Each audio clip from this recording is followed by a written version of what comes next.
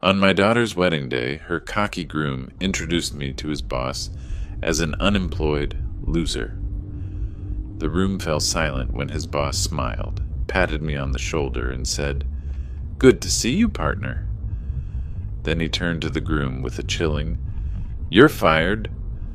The groom was speechless with shock. Before we continue, please subscribe to the channel and write in the comments what time it is where you are now. The waiter led us to a corner table at Lakeview Grill, and I watched Derek Harrington smooth his tie before sitting down. Nancy beamed at both of us, her engagement ring catching the soft restaurant lighting. "So, Mr. Wood," Derek began, not waiting for our drinks to arrive, "Nancy tells me you're between opportunities right now." I blinked. Between opportunities. The phrase hung in the air like expensive cologne, overwhelming and unnecessary. "I'm retired," I said simply, unfolding my napkin. Derek's smile widened, the kind that didn't reach his eyes. "Right, of course. Well, I work at Technova Innovations, leading AI solutions company in the Midwest. I'm senior manager of corporate sales." "Sounds impressive." I kept my voice neutral. "How long have you been there?" 3 years now. I've increased my department's sales by 40%.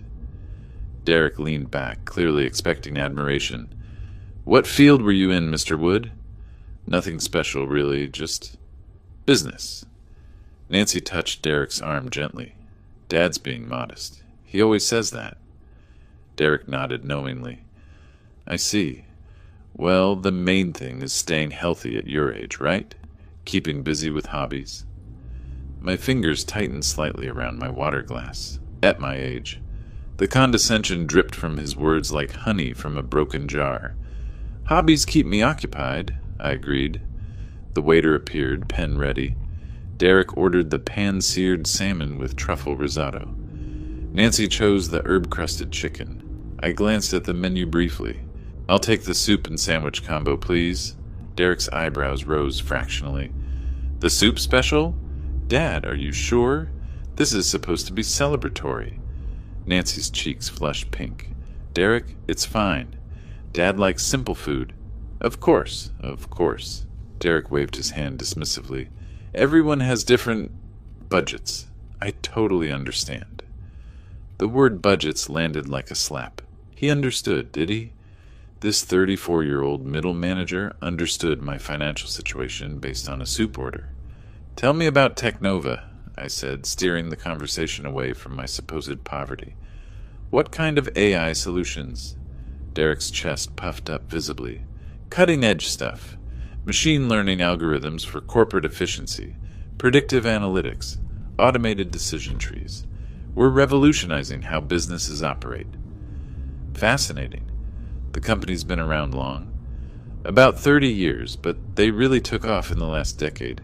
Before that, probably just another garage startup, you know? Now we're pulling in serious revenue." Derek cut into his salmon with surgical precision. "I'm actually on track for a promotion to department director, maybe even regional manager after that." Nancy smiled proudly. "Derek's incredibly driven. He works 60-hour weeks sometimes." 60 hours? I raised an eyebrow. "That's dedication." "Success requires sacrifice, Mr. Wood. That's something my generation understands." Derek's tone suggested my generation understood very little. The business world moves fast now. You have to adapt or get left behind. I took a spoonful of my soup, surprisingly good tomato bisque. "Change can be challenging." "Exactly. That's why I stay current with industry trends, attend seminars, network constantly. It's not enough to just coast through life anymore." Derek gestured with his fork. "People your age, no offense, sometimes get stuck in old patterns. The world's different now." Nancy shifted uncomfortably. "Derek means things have evolved since Dad's time." "Right. Evolution." I nodded slowly. "Survival of the fittest and all that." Derek missed the edge in my voice entirely. "Precisely. Companies like Technova reward innovation and results. Old-school thinking doesn't cut it anymore. We need fresh perspectives, aggressive strategies." And you provide those? Absolutely. My department's numbers speak for themselves. 40% growth doesn't happen by accident. Derek leaned forward conspiratorially. Between you and me, some of the older employees there are, well, let's say they're not keeping up. Dead weight, if you're honest about it. Dead weight. I filed that phrase away carefully. The older employees must have experience, though, I suggested mildly. Derek shrugged. Experience without adaptation is just stagnation. The company would probably be better off replacing half the senior staff with hungry young talent. Nancy laughed nervously. Derek's very passionate about efficiency. Passion drives results, Derek continued, warming to his theme. That's what separates winners from... He glanced at my soup bowl. Well, from people who settle for less. The insult hung between us like smoke. People who settle for less. People like me, apparently. The unemployed old man ordering soup while his daughter's successful fiancé enjoyed truffle risotto. I set down my spoon deliberately. The metal clinked against ceramic with surprising sharpness. Settling can be a choice, I said quietly. Derek didn't hear the warning in my tone. He was too busy savoring his victory over the pathetic old man across the table. Derek wiped his mouth with his napkin, clearly energized by what he perceived as my surrender. The salmon on his plate was barely half finished, but he'd already moved into full lecture mode. You know what, Mr. Wood? I respect that you're trying to stay positive about your situation. His voice carried that particular tone people use when talking to children or the elderly. But have you considered consulting? With your experience, there might be opportunities. Experience is interesting, I replied carefully. Sometimes it teaches you to stay quiet and observe. But you can't just observe forever. Derek's enthusiasm bordered on aggressive. You have to move forward. Take action. I mean, look at me. I plan to become department director within a year, regional manager within 3. You have to set goals, create timelines. Nancy nodded encouragingly. Derek's very goal-oriented. Goals are important, I agreed, though sometimes the most important ones aren't obvious to outsiders. Derek completely missed the implication. Exactly. That's why you need to put yourself out there. Network, meet people. Let them know you're available. I could introduce you to some contacts if you want. Maybe entry-level positions. Nothing too demanding. Entry-level positions. For me, the irony was so thick I could have served it for dessert. That's very generous, I said. It's about giving back, you know? Helping those less fortunate. Derek's voice dripped with magnanimity. Successful people have a responsibility to lift others up. Nancy beamed at him. See, Dad? Derek really cares about people. Oh, I can tell. I took a sip of water. Your compassion is quite evident. Derek preened under what he took as praise. It's not about the money for me, Mr. Wood. Don't get me wrong, the 6-figure salary's nice, but it's about making a difference. Building something meaningful. 6 figures. He said it like he was announcing the cure for cancer. Building something meaningful, I repeated. Like Technova itself was built? Well, sure, but that was different. The founders back then were just lucky, I guess. Right place, right time. The real innovation is happening now, with people like me pushing the envelope. Lucky. 30 years of 18-hour days, missed family dinners, and constant financial stress reduced to luck. The founders were lucky, I said slowly. Had to be. I mean, what did they really know about AI back then? The technology barely existed. They probably just stumbled into success. Derek laughed, the sound grating against my ears. Now we're the ones doing the real work, turning their accidental success into something professional. Nancy sensed the tension building but misread its source. Dad, Derek just wants to help. He knows the job market is tough for people starting over. Starting over. As if my entire career had been erased, leaving me to begin again from scratch like a college graduate. Starting over can be liberating, I said, my voice carefully controlled. It gives you perspective on what really matters. Absolutely, Derek seized on this.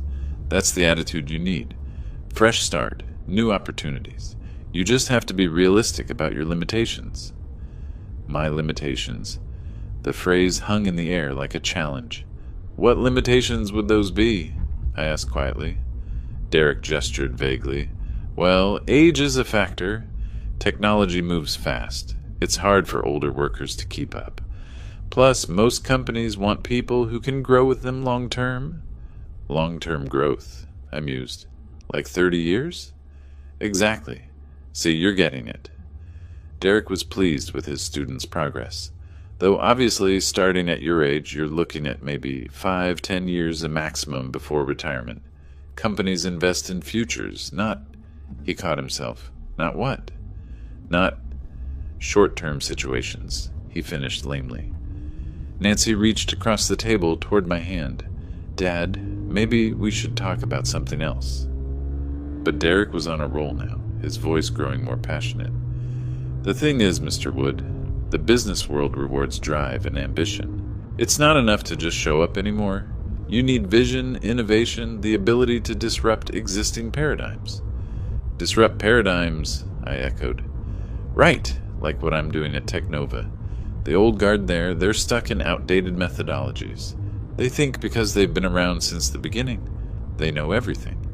But markets evolve, customer needs change. Sometimes you have to tear down the old systems to build something better. Tear down the old systems, built by lucky founders who stumbled into success. I placed my napkin on the table with deliberate precision. The gesture was quiet, but something in it made Derek pause mid-sentence. Excuse me, I said, standing up. I think I need some air.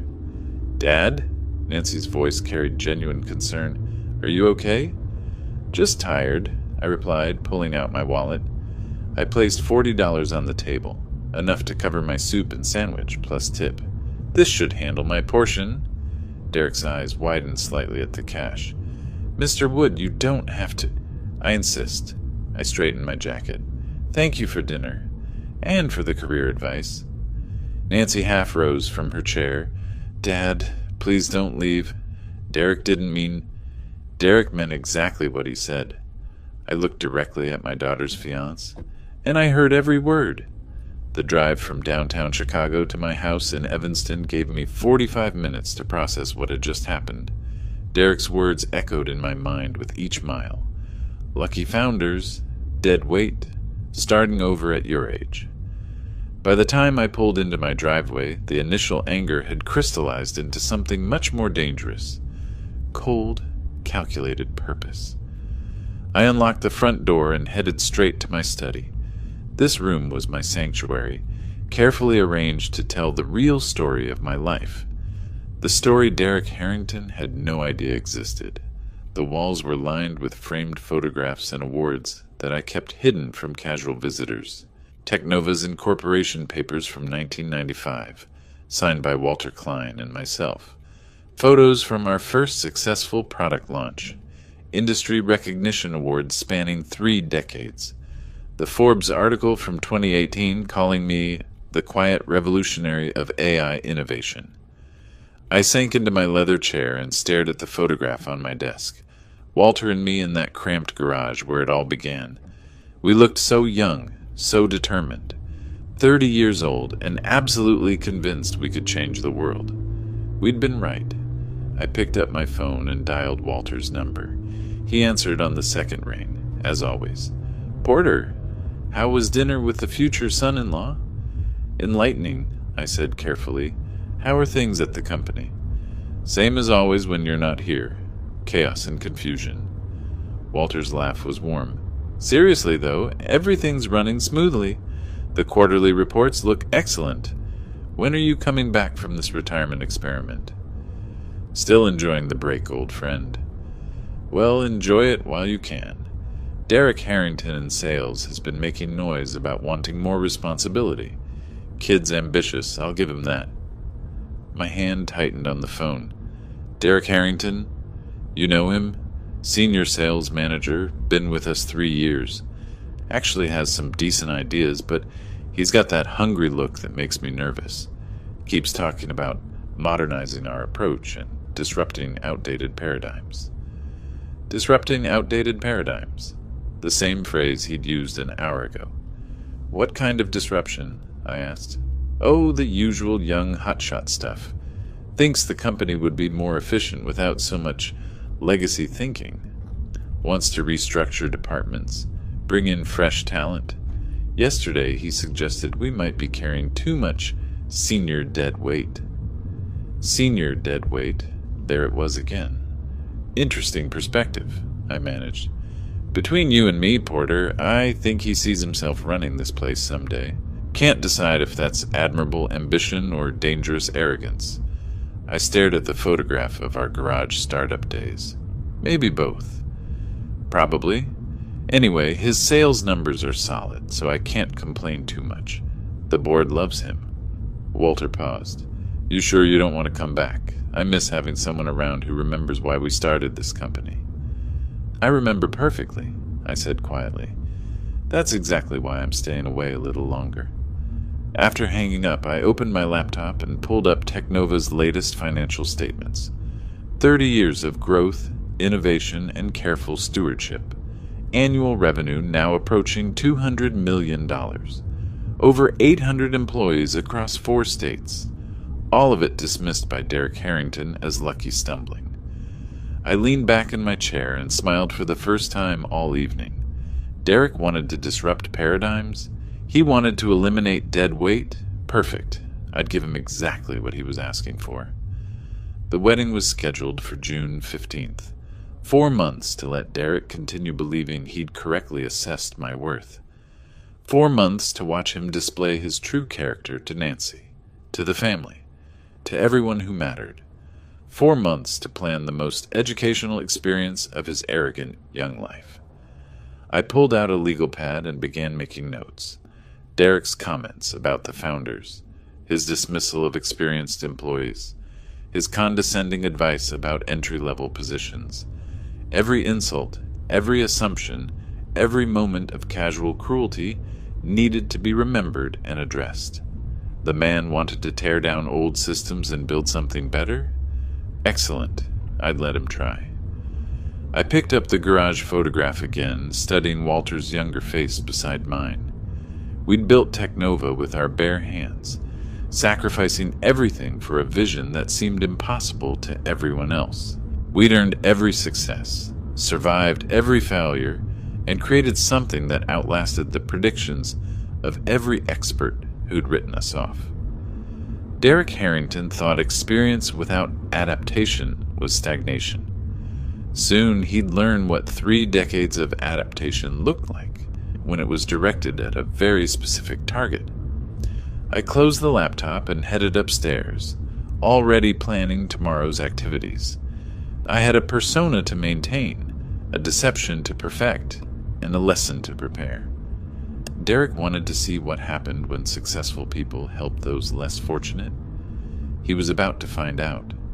2 weeks had passed since that illuminating dinner. I'd spent the time exactly as Derek would expect, reading newspapers on my front porch, tending my small garden, playing the role of the aimless retiree perfectly.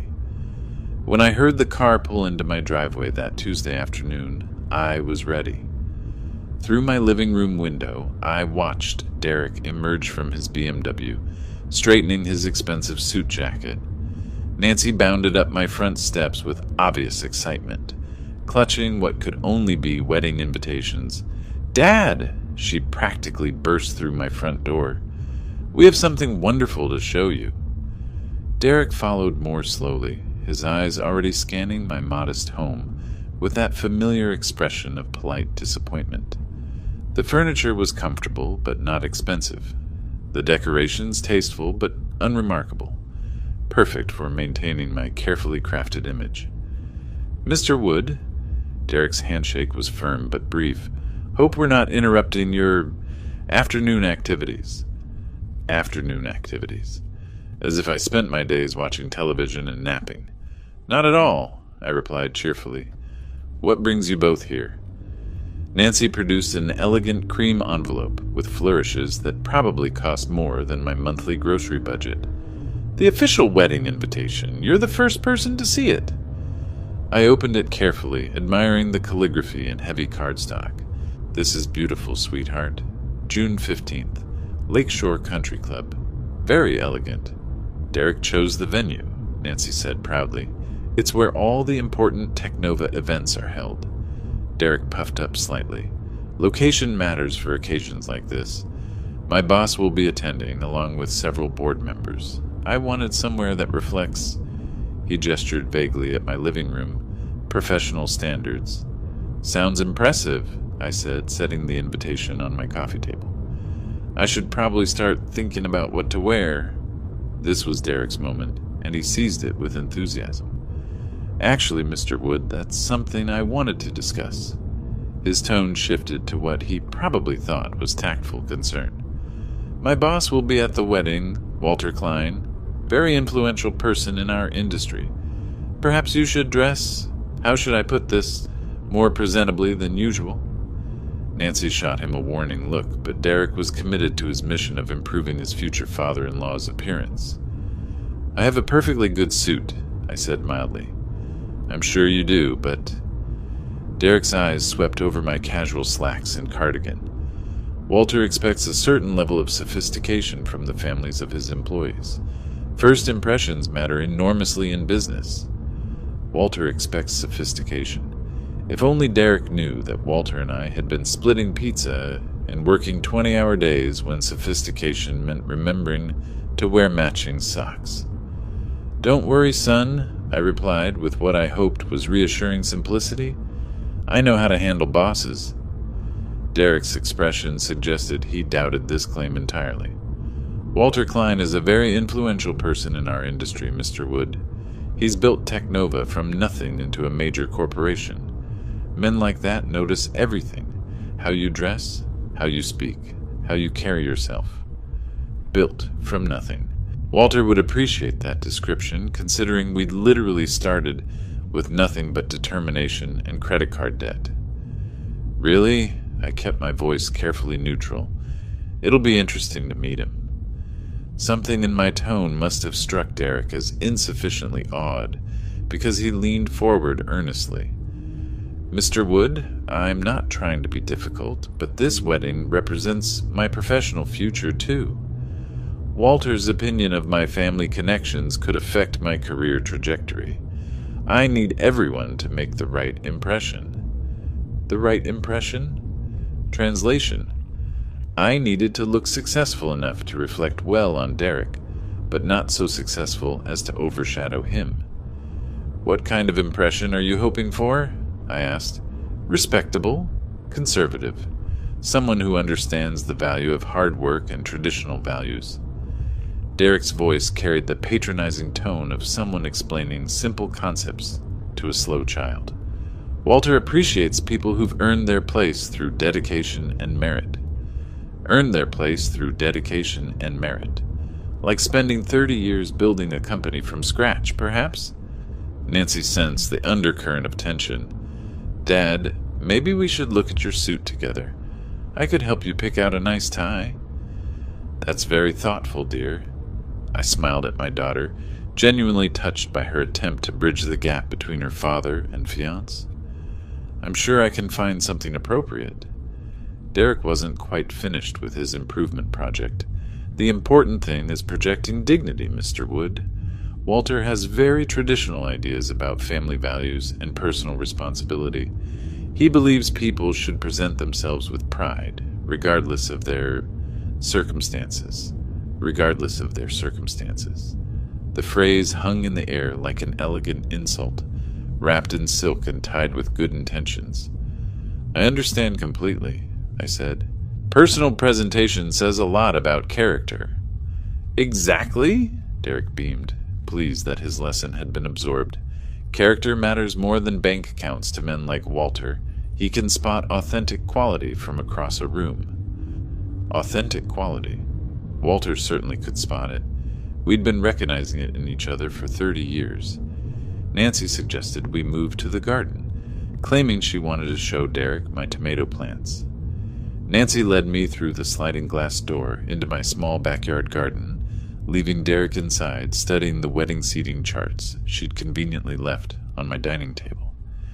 The afternoon sun cast long shadows across the neat rows of vegetables I'd been cultivating since retirement. "Dad?" Nancy's voice carried a weight I hadn't heard since she was 16, and trying to explain why she'd borrowed my car without permission. "What are you planning?" I settled onto the wooden bench I'd built last summer, gesturing for her to join me. "Planning? Just trying to be a good host to my future son-in-law." "Don't." Nancy sat down but turned to face me directly. "I've known you my entire life. You're up to something, and it involves Derek, and I need to know what it is." Through the glass door, I could see Derek hunched over the seating charts, probably calculating the optimal positioning relative to Walter's table. The irony was almost too perfect. "Sweetheart, sometimes people need time to show their true nature." "What does that mean?" Nancy's voice sharpened with frustration. "Why won't you tell Derek the truth about Technova? Why are you letting him think you're some unemployed old man who needs career advice?"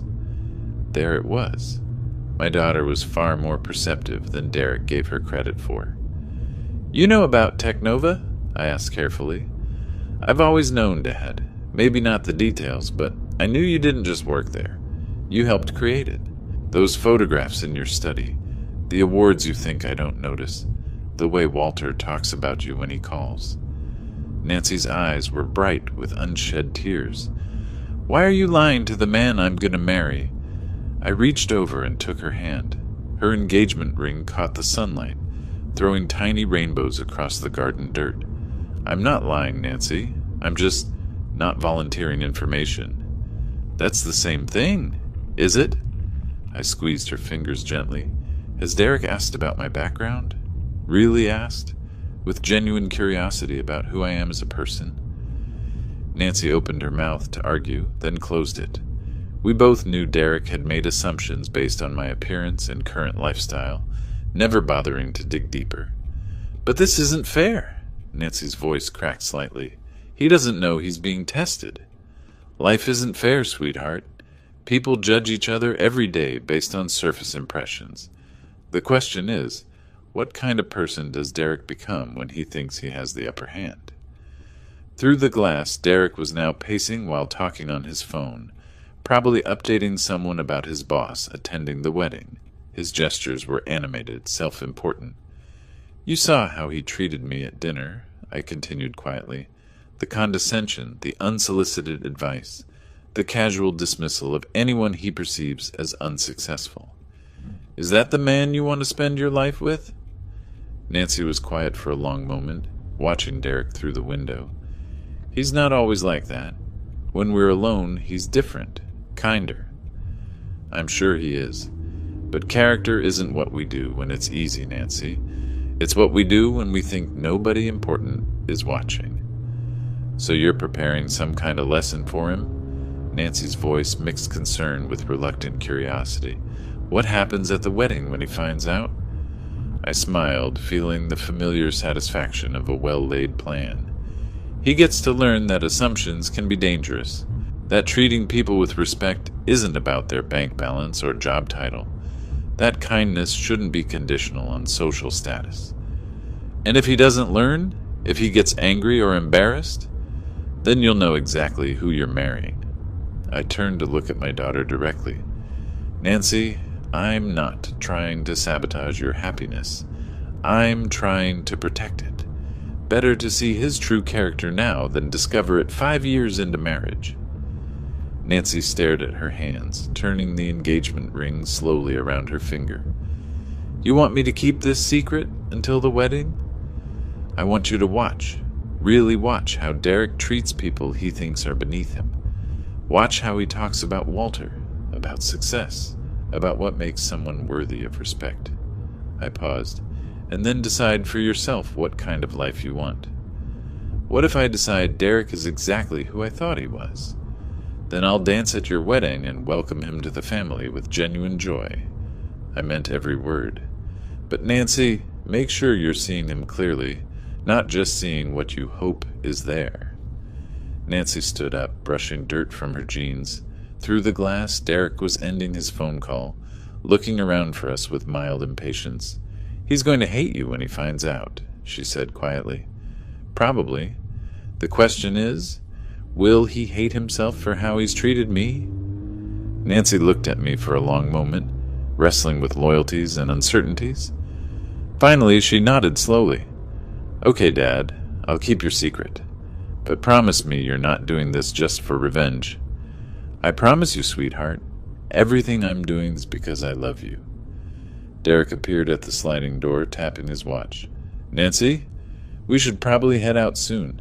I have a conference call with the West Coast team in an hour."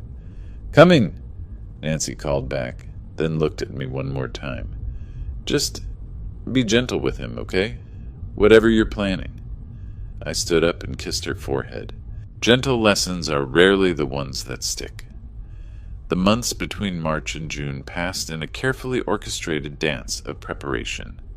While Derek continued his condescending check-ins and Nancy maintained our agreed-upon silence, I methodically arranged every detail of the most educational wedding gift of Derek's young life.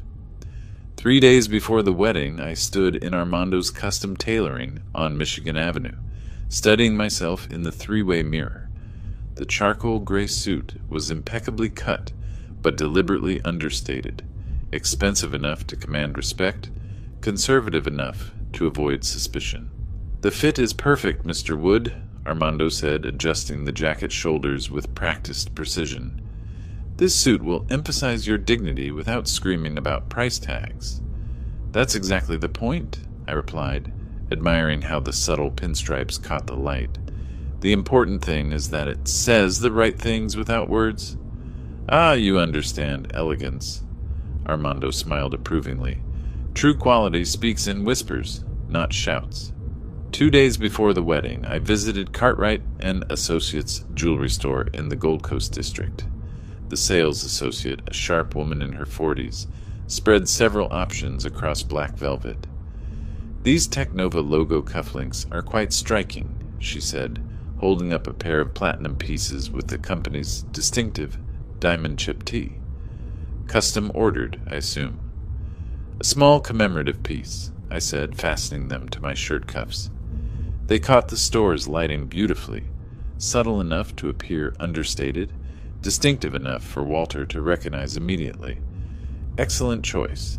They suggest success without ostentation. The day before the wedding, I met with Jonathan Pierce, my private banker at First National. His corner office overlooked Lake Michigan, floor-to-ceiling windows framing the endless blue horizon. Such a substantial amount for a wedding gift? Jonathan raised his eyebrows as he reviewed the transfer documents.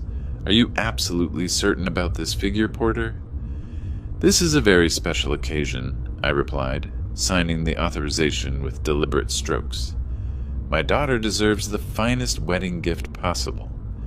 $50,000 is certainly generous, even by your standards."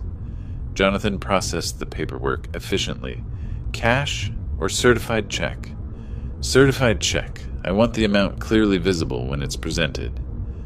That evening, I walked along the Lake Michigan shoreline, my usual route for serious thinking. The water stretched endlessly eastward, its surface rippling with late afternoon sunlight. Tomorrow's rehearsal dinner would begin the final act of Derek's education. I thought about Walter's likely reaction when he spotted the Technova cufflinks. Walter had suggested those exact cufflinks as company gifts 3 years ago. He'd remember them instantly. The moment of recognition would be worth 30 years of patience. Derek had spent months preparing his boss for the wedding of a hard-working employee to the daughter of an unfortunate old man. Walter would arrive expecting to make polite conversation with Derek's down-on-his-luck future father-in-law, perhaps offer some charitable words about the dignity of honest labor. Instead, he'd discover his co-founder sitting at the family table, wearing their company logo and writing wedding checks that exceeded Derek's annual salary. I stopped walking and stared out at the horizon. The lake was calm today, its surface like glass. Tomorrow would bring storms, but sometimes storms were necessary to clear the air. My phone buzzed with a text from Nancy. Rehearsal dinner tomorrow at 6 p.m. Derek's very excited about you meeting Walter. Still time to change your mind about this, Dad? I typed back, looking forward to it, sweetheart. Everything will work out exactly as it should. Which was true. Derek would get exactly what he'd been asking for, a chance to show his true character in front of the people who mattered most. He'd demonstrate his values, his priorities, his definition of human worth. The only difference would be the audience's reaction. I turned and headed back toward my car, feeling the satisfaction of a plan approaching perfect execution. Tomorrow night, Derek would discover that assumptions could be expensive. By Sunday, he'd learn that respect shouldn't be conditional on perceived social status. The gentle waves lapped against the shore behind me, steady and inexorable as time itself. The Drake Hotel's marble lobby gleamed under crystal chandeliers as I walked through the revolving doors, my reflection multiplying in polished surfaces. 20 minutes earlier, I'd driven from Evanston with the satisfaction of a chess player preparing checkmate. Tomorrow would bring revelation, but tonight offered one final opportunity to observe Derek's character. The rehearsal was set in the hotel's small chapel, an intimate space with mahogany pews and stained glass windows overlooking Michigan Avenue. Nancy stood near the altar in her rehearsal dress, radiant despite the tension I could read in her shoulders. She caught my eye and offered a nervous smile, the look of someone keeping a significant secret. Derek emerged from a cluster of his Technova colleagues, straightening his tie with the self-important gesture I'd grown to recognize. His voice carried across the chapel as he spotted me. "Everyone, I'd like you to meet Nancy's father." Derek's tone held that familiar condescension, amplified by the presence of his professional audience. "This is Porter Wood, a retiree, lives modestly in Evanston." Lives modestly. The phrase hung in the air like expensive incense, meant to establish social hierarchy for his colleagues' benefit. "Pleasure to meet you, Mr. Wood," said a woman in an expensive blazer. "Derek's told us you're enjoying retirement." "Very much so," I replied, shaking her hand, "though retirement can be educational." Derek's colleagues nodded politely, their interest already waning. In their world, retirees were background noise, pleasant enough, but irrelevant to serious conversation. "Dad has simple tastes," Derek continued, his voice carrying just enough volume for nearby guests to overhear. "Nothing wrong with that, of course. Different generations, different expectations." Different expectations. I felt my jaw tighten slightly, the first crack in my carefully maintained composure. "Derek," I said quietly, "be careful with judgments. Tomorrow might bring surprises." He laughed, the sound carrying more confidence than wisdom. "Mr. Wood, you don't need to lecture me about people. I read character professionally. It's essential in sales."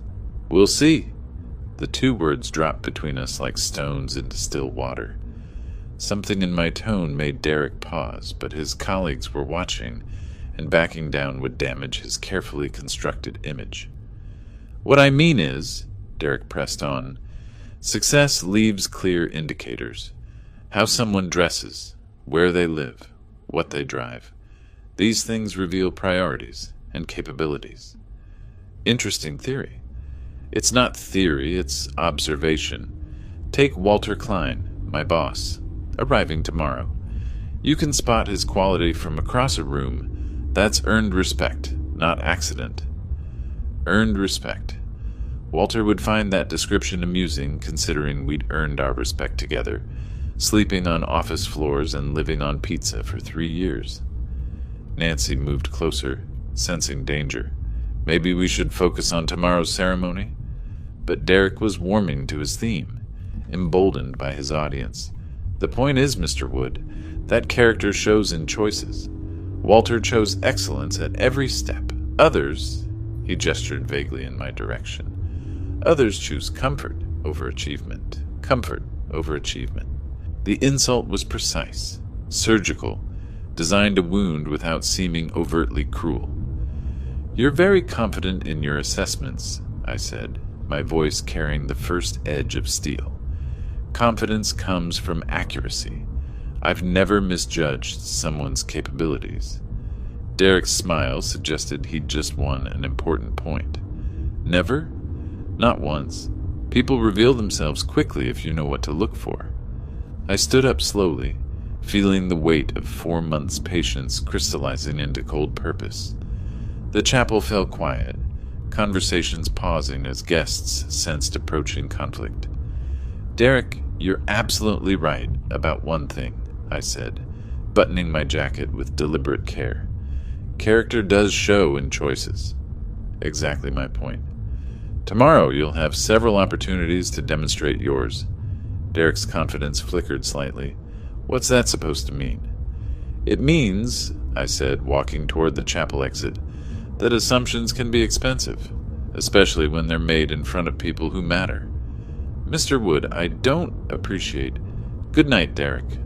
I paused at the chapel door, looking back at the assembled guests. "Enjoy your rehearsal. Tomorrow promises to be memorable." Nancy started after me. "Dad, wait!" "See you tomorrow, sweetheart. Everything will be exactly as it should be." I walked through the hotel lobby with measured steps, past the doorman's respectful nod, into the cool Chicago evening. Behind me, I could hear Derek's voice resuming its confident pitch, probably explaining my departure to his colleagues as evidence of an old man's fragile ego. Let him talk. Tomorrow morning, those same colleagues would witness the most educational experience of Derek Harrington's professional life. My car was waiting in the hotel's circular drive. As I settled behind the wheel, I caught a glimpse of the chapel through the hotel's windows. Derek gesturing animatedly, Nancy watching the door where I'd disappeared, the wedding party resuming their positions. Tomorrow would bring justice. Tonight brought the sweet anticipation of a plan, reaching perfect fruition.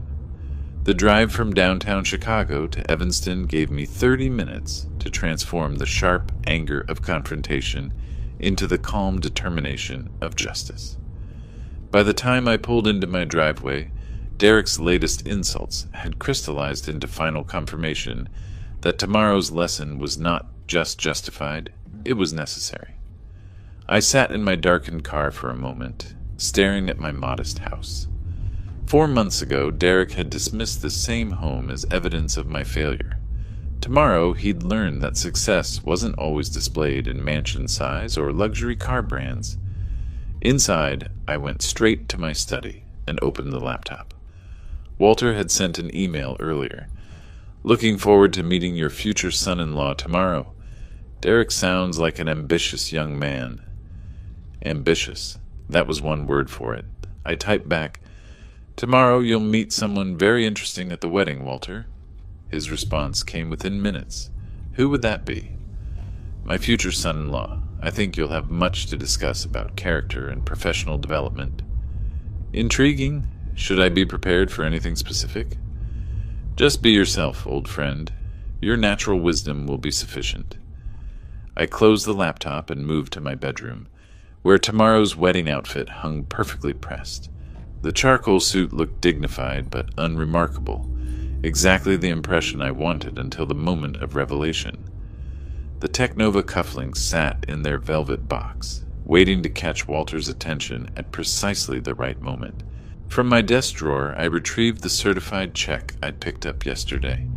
$50,000 made out to Nancy and Derek Harrington. The amount was carefully chosen, generous enough to demonstrate substantial wealth, large enough to shock Derek's presumptions about my modest circumstances. I thought about tonight's rehearsal, Derek's confident declaration that he'd never misjudged someone's capabilities. The arrogance had been breathtaking, even by his standards. But it was perfect. Tomorrow's humiliation would be complete, precisely because his confidence was so absolute. My phone buzzed with a text from Nancy. "Dad, are you okay? Derek feels bad about tonight." I typed back. "Derek feels exactly what he should feel. Tomorrow will clarify everything for everyone. I'm worried about what you're planning." "Don't worry, sweetheart. Justice is rarely as harsh as people fear." She didn't respond, probably wrestling with the same conflicted loyalties that had troubled her since our garden conversation. Part of her wanted to warn Derek, to soften tomorrow's blow, but a larger part understood that some lessons could only be learned through experience. I walked to my study window and looked out at the quiet street. My neighbors were settling in for the evening, reading, watching television, living the comfortable, retired lives Derek imagined were my only option. None of them knew that tomorrow would bring the most satisfying moment of my professional life. Walter's confusion had been perfect. He genuinely had no idea what awaited him at the wedding. When he spotted the Technova cufflinks, when Derek introduced me as Nancy's unemployed father, when the moment of recognition finally came, Walter's expression would be worth 30 years of partnership. I reviewed Derek's behavior one final time. The restaurant condescension, the career advice, the dismissal of dead weight. Employees, tonight's lecture about character revealing itself through choices. Every insult had been carefully catalogued, every assumption documented. Tomorrow, Derek would discover that character did indeed reveal itself through choices, and his choices had revealed far more than he intended. I prepared for bed with the methodical calm of a surgeon before a complex operation. Everything was ready. The suit, the cufflinks, the check, the perfect venue with Derek's boss and colleagues as witnesses. Nancy knew enough to stay out of the way when the moment came. As I turned off the bedside lamp, I felt the deep satisfaction of a plan approaching flawless execution. Derek had spent months demonstrating his values, his priorities, his definition of human worth. Tomorrow he'd learn that assumptions about success could be extremely costly, especially when those assumptions were made in front of the people who actually controlled his professional future. Sleep came easily, filled with dreams of justice finally served. The morning of June 15th dawned crisp and clear, Chicago's skyline gleaming under perfect wedding weather. I dressed with the careful attention of an actor preparing for his most important performance, fastening the Technova cufflinks with particular satisfaction. Today, these small platinum symbols would speak louder than any words. The Drake Hotel buzzed with wedding activity when I arrived at noon. Nancy was upstairs in the bridal suite, probably managing her nervous energy with final dress adjustments. I made my way to the small chapel where guests were beginning to gather. Walter stood near the front, distinguished in his navy suit, scanning the assembled crowd with the curious interest of someone meeting his employee's new family. He spotted me across the chapel and nodded politely, a stranger acknowledging another stranger at a mutual acquaintance's wedding. Derek emerged from a side room, resplendent in his formal wear, his confidence radiating like expensive cologne. He was scanning the crowd too, probably ensuring Walter had the best possible view of the ceremony. When his eyes met mine, I saw a flicker of uncertainty, last night's confrontation still echoing. "Mr. Wood?" Derek approached with forced joviality. "Glad you decided to come after our discussion last night." "Wouldn't miss it for the world," I replied. "This promises to be unforgettable." Derek's smile tightened slightly, but he was too focused on today's performance to dwell on cryptic warnings. His colleagues from Technova had claimed seats in the third row, perfect witnesses for whatever was about to unfold. The processional music began, and I took my position near the chapel entrance. Nancy appeared at the top of the aisle, radiant in her grandmother's restored wedding dress, her face glowing with nervous joy. She tucked her arm through mine, and for a moment the elaborate revenge plot faded into simple paternal pride. "You look beautiful, sweetheart," I whispered as we began our walk. "Thank you, Dad." Her voice carried a tremor of emotion and anticipation. "For everything." We moved down the aisle at the traditional measured pace, guests rising in respectful acknowledgement. Derek stood at the altar, his eyes fixed on Nancy with genuine affection that reminded me why she'd fallen in love with him. Walter watched from his front row seat, probably calculating the appropriate level of enthusiasm for his employee's wedding. The officiant, a distinguished man in formal robes, raised his hands as we reached the altar. "Who gives this woman in marriage?" "I do," I said clearly, my voice carrying to every corner of the chapel. "Her father, with great love and hope for her happiness." Nancy squeezed my hand before releasing it, and I formally placed her hand in Derek's. For a moment, the three of us stood together, father, daughter, and son-in-law, while the chapel watched in reverent silence.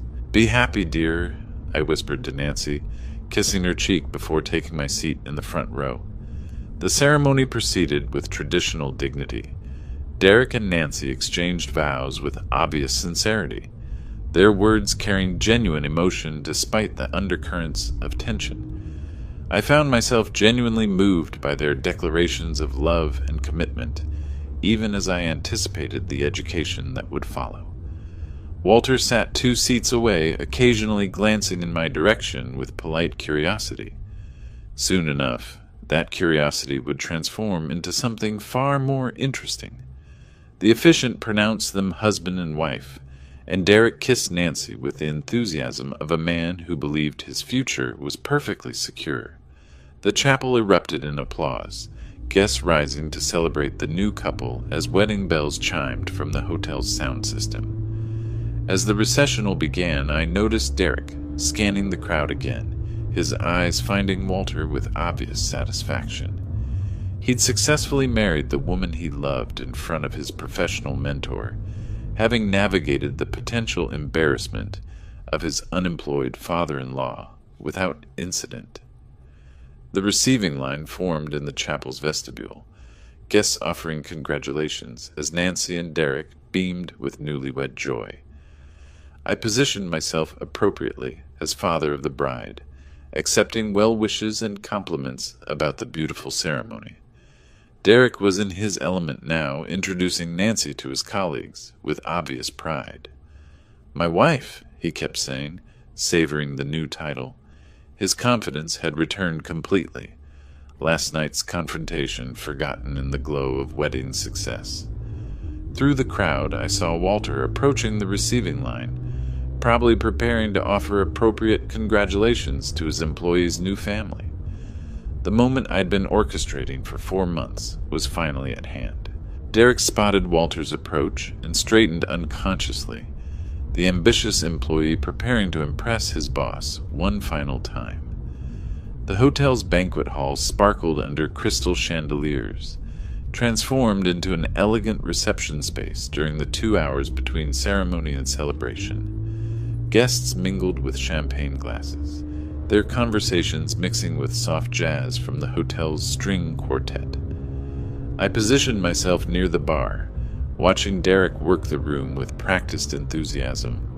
Walter stood by the floor-to-ceiling windows overlooking Lake Michigan, his distinguished profile outlined against the afternoon sunlight.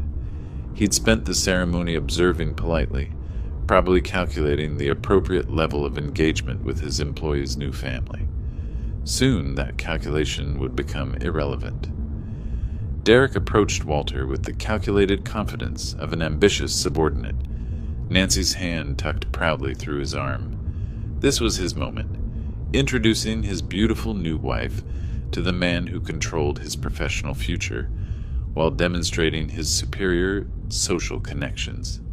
"Mr. Klein," Derek's voice carried perfectly across the reception noise, "I'd like you to meet my wife, Nancy, and her father."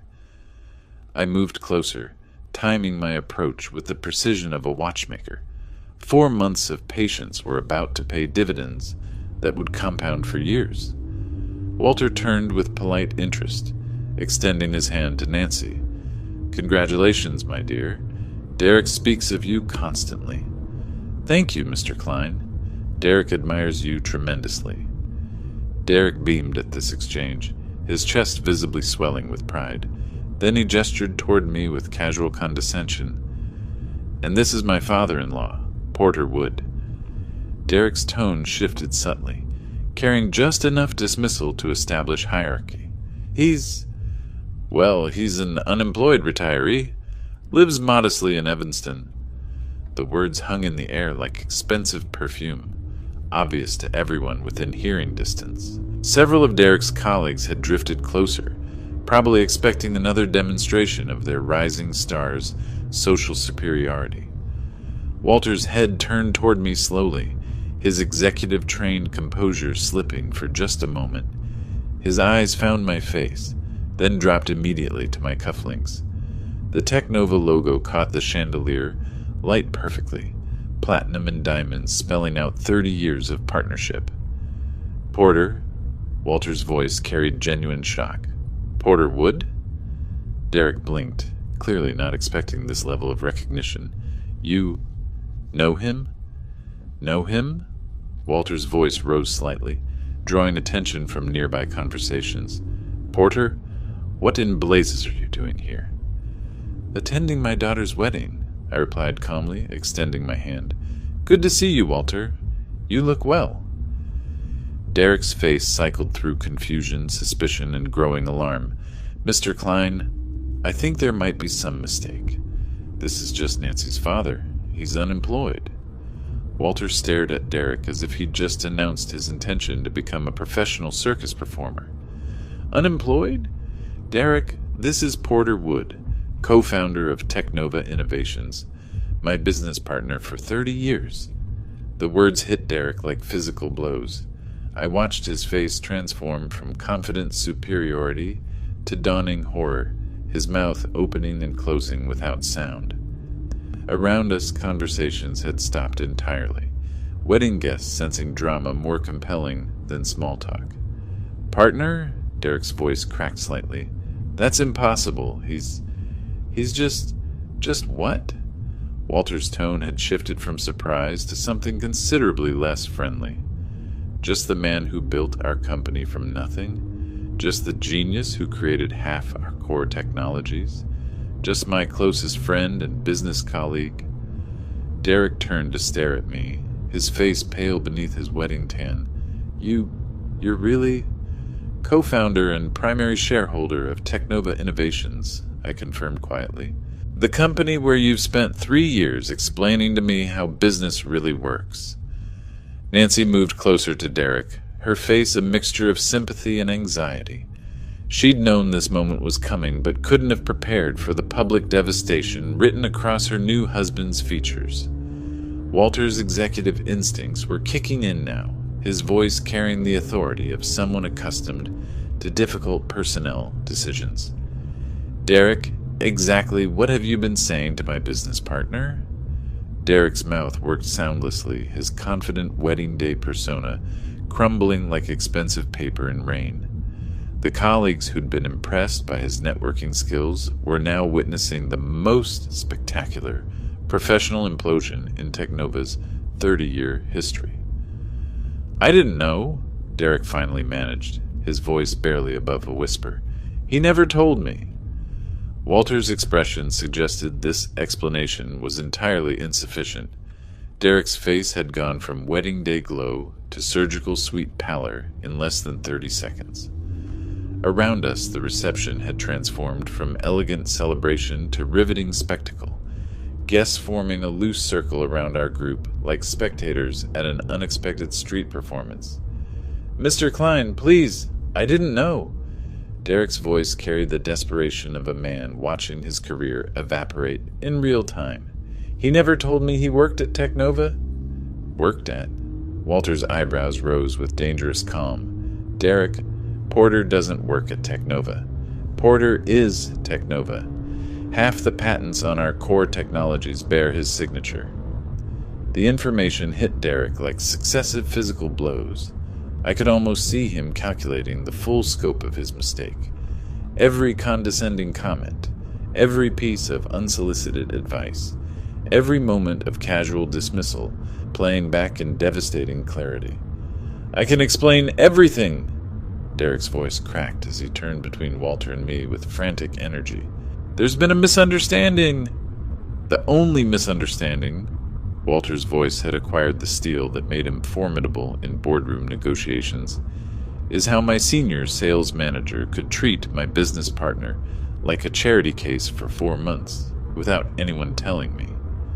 Nancy moved protectively toward Derek, her wedding dress rustling against the growing tension. "Mr. Klein, Derek honestly didn't know. Dad never mentioned the company connection." "Your father shouldn't have needed to mention it," Walter replied, his attention fixed on Derek with laser intensity. "Basic human respect isn't conditional on someone's job title or bank balance." Derek was spiraling now, his hands gesturing wildly as words tumbled out without coherent structure. "The thing is, Mr. Klein, I always treat people with respect. Always. I was just trying to help, offering guidance, career advice." "Career advice?" Walter's voice could have frozen the champagne. "You offered career advice to the man who created your job?" The nearby guests were no longer pretending to have other conversations. Derek's Technova colleagues stood frozen, probably calculating their own professional distances from the unfolding disaster. The hotel staff had quietly positioned themselves around the perimeter, uncertain whether to intervene or simply document the entertainment. "Derek," Walter continued with the methodical precision of an experienced executioner, "explain to me how someone demonstrates respect by calling their business partner unemployed, dead weight." Derek's eyes widened with pure panic. "I never said that. I would never—" "Monday morning," Walter's voice cut through Derek's protests like a surgical blade. "You can explain your definition of respect to human resources. You can also start looking for new employment." "No!" Derek's composure shattered completely. "Mr. Klein, please. This is my wedding day. I made a mistake, but I can fix this." "The mistake," Walter replied coldly, "was mine, for promoting someone who judges people by their appearance rather than their character." Derek's face had progressed from pale to gray, his breathing shallow and rapid. Nancy reached for his arm, but he was too far gone in panic to notice comfort. Around us, the wedding reception had become a cautionary tale about the dangers of assumptions. "There has to be something I can do," Derek pleaded, his voice breaking like an adolescent's. "Some way to make this right. I'll apologize publicly, take a demotion, anything." Walter looked at Derek with the expression of someone discovering mold in expensive wine. "You'll apologize to Porter, certainly. Whether that changes anything remains to be seen." Derek's head snapped toward me with desperate hope, his eyes wide with the kind of panic reserved for people watching everything they'd worked for disappear simultaneously. The confident young executive who'd lectured me about business success had been replaced by someone who looked like he might collapse at any moment. "Mr. Wood, Porter, please!" Derek's voice trembled with genuine terror. "I know I made mistakes, but I can learn. I can change. Please don't let him destroy my career." The moment hung between us like a sword, sharp and gleaming and ready to fall. Derek stood before me with his entire future balanced on the edge of my next words, his face a study in absolute desperation. Nancy watched with tears threatening her wedding makeup, torn between the two men she loved most. Walter waited with the patient intensity of someone prepared to execute a professional death sentence. The wedding guests formed a silent amphitheater around us, their champagne glasses forgotten as they witnessed a moment that would be discussed at Chicago social events for years to come. "Walter," I said quietly, my voice carrying clearly in the hushed banquet hall. "Wait." Walter's eyebrows rose slightly, but he remained silent, deferring to his partner's judgment as he had for 3 decades. I looked at Derek, seeing not the arrogant young man who'd condescended to me for months, but someone who just learned the most expensive lesson of his professional life. His hands trembled slightly as he waited for my verdict. "Derek," I said, keeping my voice gentle but firm, "look at me." He raised his eyes, and I saw genuine remorse there. Not just fear for his career, but actual understanding of what he'd done wrong. "I accept your apology," I continued, watching relief flood his features, "but I have one condition for my forgiveness."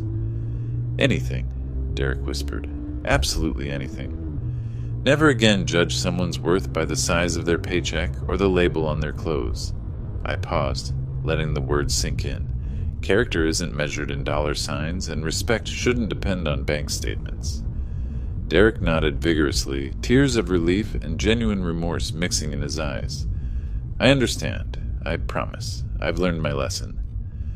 I turned to Walter, who was watching our exchange with the careful attention of someone evaluating a critical business decision. "Walter, Derek made assumptions based on incomplete information. We've all done that at various points in our careers." Walter's expression softened slightly, though his executive instincts remained engaged. "Are you asking me to overlook 4 months of disrespect toward my business partner? I'm asking you to consider that sometimes the best lessons come from mercy rather than punishment." I placed my hand on Derek's shoulder. Derek has a good track record at the company. His sales numbers speak for themselves. Perhaps this experience will make him a better manager, not just a more careful one.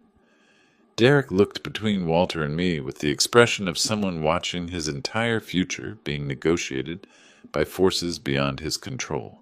Nancy stepped closer, her hand finding Derek's arm in a gesture of support and solidarity.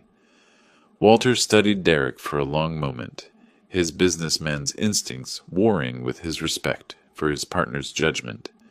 Finally, he nodded slowly. "Derek." Walter's voice carried formal authority, but had lost its sharp edge. "You'll keep your position, but you're on probation for 6 months. Any hint of the attitudes Porter described, and you're gone. Understood?" "Completely," Derek managed, his voice thick with gratitude and exhaustion. "Thank you, Mr. Klein. Thank you both." I extended my hand to Derek, and he shook it with the grip of someone sealing a sacred covenant. "Welcome to the family, son," I said quietly. "Try to remember that everyone deserves respect until they prove otherwise." "I will," Derek promised. "I absolutely will." Nancy stepped forward and embraced both of us simultaneously, her joy evident despite the traumatic revelation. Around us, the wedding guests began to relax, conversations resuming as the drama resolved into something resembling family harmony. Walter clapped me on the shoulder, his familiar grin returning. 30 years, and you can still surprise me, partner." "Retirement keeps life interesting," I replied. The string quartet, sensing the crisis had passed, resumed their gentle melodies.